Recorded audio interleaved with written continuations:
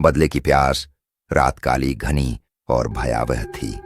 गांव के किनारे वाले पुराने खंडहर में एक अजीब सी ठंडक थी जो किसी आम ठंड से अलग थी। लोग कहते थे कि वहां एक लड़की की आत्मा भटकती है, नीरा की आत्मा। नीरा, एक मासूम लड़की जिसकी निर्मम हत्या कर दी गई थी। वह जिंदा रहते न्याय नहीं पा सकी, लेकिन मौत के बाद उसकी आत्मा ने ठान लिया था कि वह अपने हत्यारों से बदला लेकर रहेगी।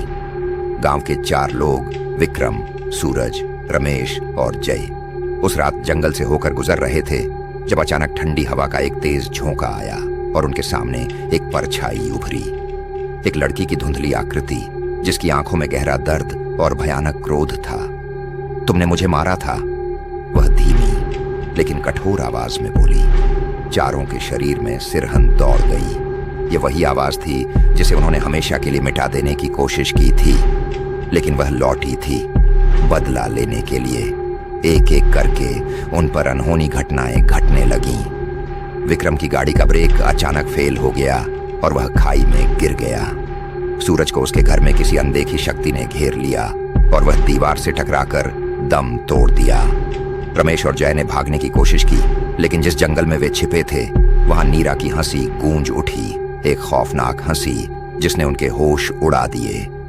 रमेश की सांसें अचानक तेज हो गईं। नीरा, माफ कर दो, हमें मत मारो, उसने कांपती आवाज में कहा। नीरा की आत्मा ने उसकी ओर देखा, लेकिन उसकी आंखों में दया नहीं थी, सिर्फ दर्द और प्रतिशोध की ज्वाला थी। अगले दिन गांव वालों को रमेश और जय का शव भी मिला। उनके चेहरों पर इतना डर था कि कोई भी उनकी लाशों की ओर देखने की हिम्मत नहीं जुटा पा रहा था। अब नीरा के बदले की आग शांत हो चुकी थी, लेकिन क्या उसका आत्मा मुक्त हो पाई, या वह हमेशा के लिए इस दुनिया में एक भटकती आत्मा बनकर रह गई? कोई नहीं जानता।